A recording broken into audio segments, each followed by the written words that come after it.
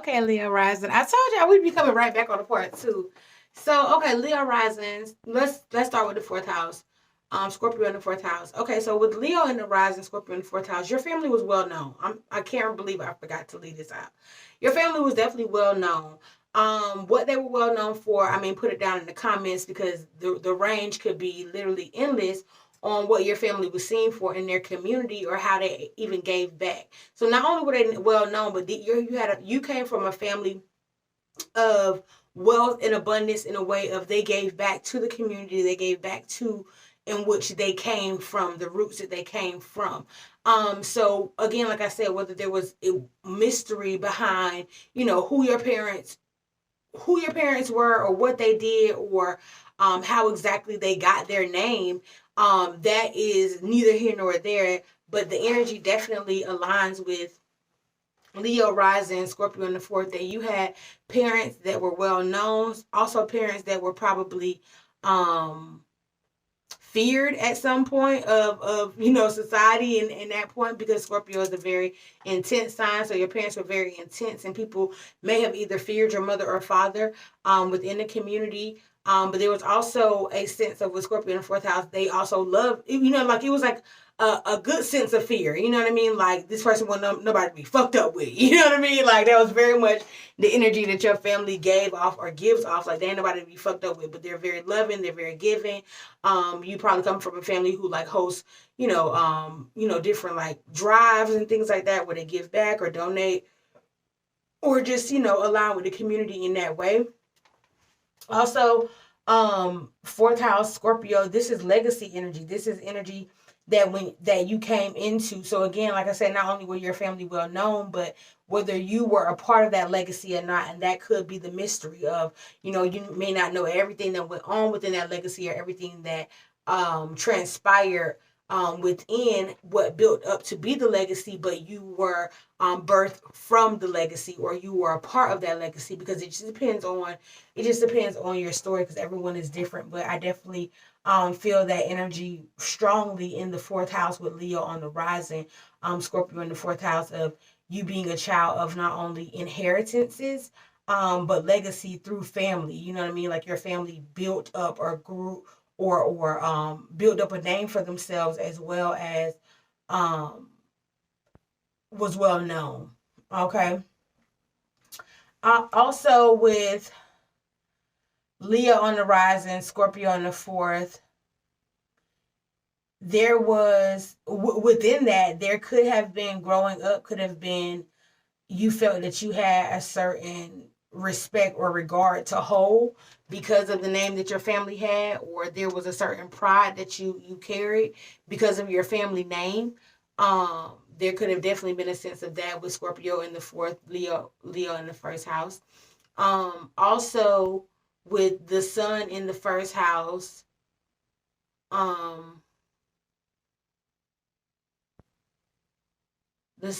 sun in the first house, Leo in the fourth, I really feel like you could have been like a junior, or like, like I really feel like that energy. I mean, that won't be for everybody, but even for the females, like you were like a spitting image of your mom type. You know what I'm saying? Like you were her mini me kind of thing. Even if, for my ladies, for my sisters. um, but even for my like Leo rising males, like you were definitely like that junior energy. Like you were like the image of your father kind of thing. Like I can definitely see that just like coming back, within that fourth house, like, or just very strong genes. You know what I'm saying? Like Leo rising, Scorpio in the fourth, you just got real strong genes. Um, Also Scorpio in the fourth house. This is, like I said, this is ancestral. And it's inheritances, but it's also shared worth, right? So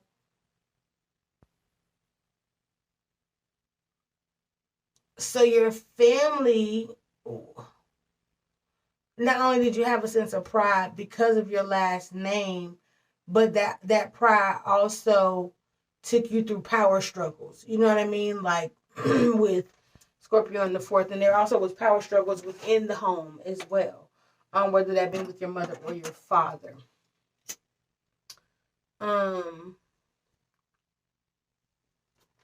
However, having that legacy of family or inheritances, it made Leo rising Scorpio in the fourth want to achieve and achieve a name for themselves, right? Through the name that was already given to them. That's very important to them. Okay. You have a great deal of pride for your family, love for your family. Leo rising, again, these people have huge hearts. So when it comes down to their family, they're super protective. Scorpio in the fourth. They'll kill a bitch about their goddamn family, baby. They ain't gonna play no games. Hey, we gonna play no games, won't think twice about it. Like, who? Put them in the trunk. Listen. But yeah. So let's see. What else about Leo rising? Scorpio in the fourth. Because again, like I always say, Leo rising, the rising is how we're filtering our world to see our other signs. So you're really ruled by the sun. You're really ruled by that vitality, by that confidence, that air of pride, determination, loyalty. Loyalty is everything to you. You know what I'm saying? Even if your family cross you, you'll start fucking with them. You know what I'm saying? Like, loyalty for Leo rising is everything. So your whole life consists on loyalty and being able to trust the truth of someone. The truth of who they're going to be, right?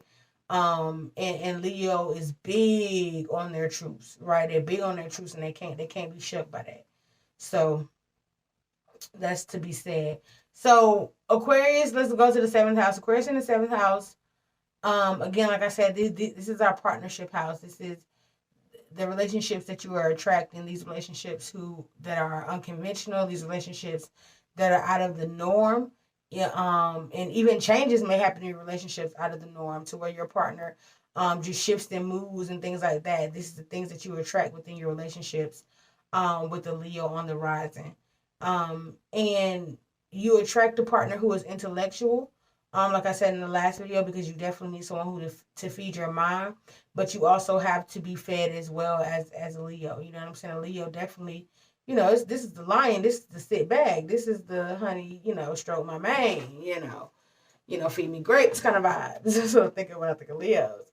But so you had that on the rising, so definitely you need a partner to be able to understand roles, or to be unconventional within their roles, like to not also even feel roles are necessary, who's just willing to go to bat, just an unconventional type of love, nothing that is superficial or I guess like publicized or like, glamorized by social standards or norms. None of that for a Leo rising. Leo rising needs a love that's unique, a love that is one of a kind, a love that is very, very much not only for them, but just soulmate kind of energy. Like, that's it on period. Someone who's generous and, again, like I said, allows them to have their space, but also needs their own space. Like, Leo rising definitely appreciates that. And someone who won't challenge them or make them feel as if they are being like condemned or just humiliated in any kind of way, because Leo rising is not having any of that. All right, so let me see.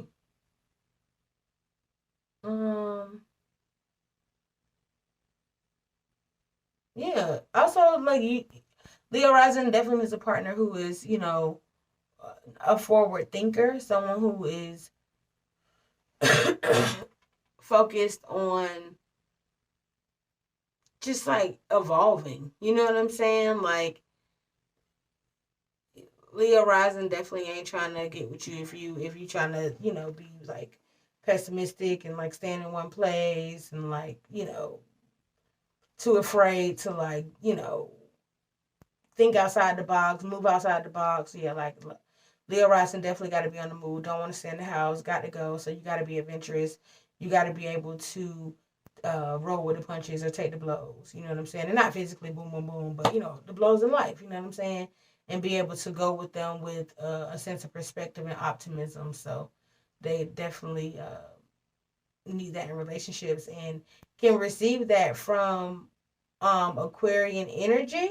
Mm-hmm. But it doesn't have to be Aquarian energy. It can just be inner energy that kind of matches that. And that can be another video. But all right, so 10th house Taurus, again, slow and steady, wins the race when it comes to your career. Taking your time to be meticulous, learning exactly what you need to know within your career, the things that interest you. Some things that could interest you is any kind of creative field, creative writing, beauty, fashion, as well as finances as well. I can't believe I forgot that. Looking into finances, things of that nature, and helping people grow their finances with Leo on the rising, or just uh, helping with other self-worth as well. So being even like a psychologist, a counselor, things like that would be really good for Taurus in the 10th. Leo on the rising. Because Leo on the rising is very magnetic. People, they're very charming. People want to be around them. They want to learn from them. They want to grab insight or just gain space from them. So with Taurus there, not only do they build those long lasting relationships and they build that loyalty within career, but they really build a trusted space to where others can really come and be authentic. So, in like any kind of career where, and which is any career you can be authentic in, but it's some that I feel like uh pose a little bit more necessity for realness than others. But I feel like that would be a great place for Leo rising, but also just something that allows them to be highly creative too within their career, and to be hyper focused as well. So those two things are important. All right, and let's just touch on the 12th house real quick because we got a little bit of time. We got a little bit of time. All right, so Leo in the first, this puts Cancer in your 12th house. So the 12th house is what is lost, what is hidden, some things that we aren't readily aware of, places we want to escape. And so with Cancer in the 12th house, this is the energy of not only self-care and nurture, but this is also the energy of emotional receptivity as well as emotional intelligence. So with Leo on the rising, sometimes it may be hard for Leo risings to really grasp the depth or the empathy or um, the emotional pulse of a situation due to Cancer being in that 12th house and them losing themselves within their emotions, as well as losing themselves to emotion in a sense of not being as emotionally, again, not only receptive but connected. So with Cancer in the 12th house, this is also the moon energy, or our ability to be responsive. So having the moon in the 12th house, this is or moon energy in the 12th house, this can be the energy of not being in touch with your emotions and not allowing yourself to be readily available to go to those emotional states with Leo rising.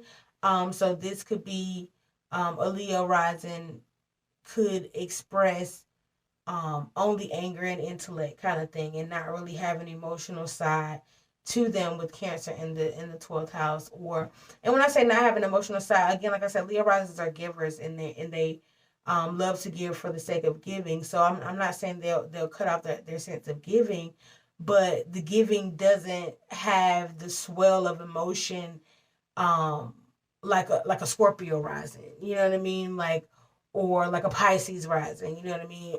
That kind of thing. So when it comes down to nurture, and when it comes down to nurture as well as emotional responses, this could be something that is a little lost for the Leo rising, or not as well they're not as well in touch with.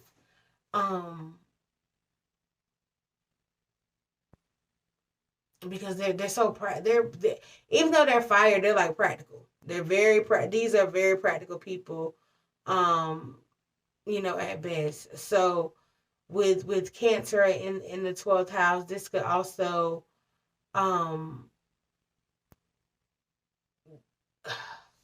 I don't know why you dropped in my spirit, but people who fear of even being like a little overweight or heavy, who like disassociate with their weight as well. This could be that kind of thing. This could also kind of like manifesting the energy of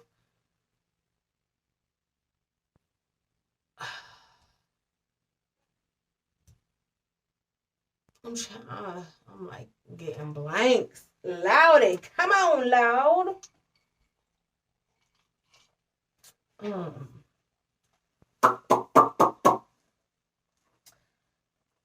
trying to think. Cancer in the 12th, because the 12th house is like your dreams, like, so you could dream of having this like perfect family as well, like, and also like family just being lost to you. Like I said, with Scorpio in the 4th, like again, like if you cross them out, you cross them out. With Cancer in the 12th, it's like you don't feel that you need family, but family will be nice.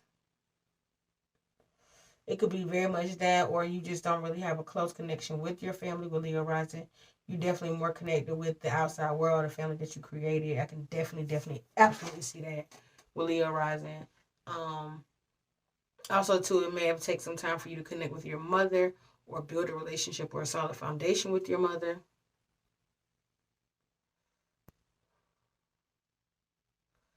Mama could have just been spicy, child, just spicy and passive. Also, too, when it comes down to protecting yourself, you could get lost in this and like play the victim role. So I definitely could see that too. But I don't want the video to get too much longer. So we're gonna peace out. Until the next time, let it be a blessing.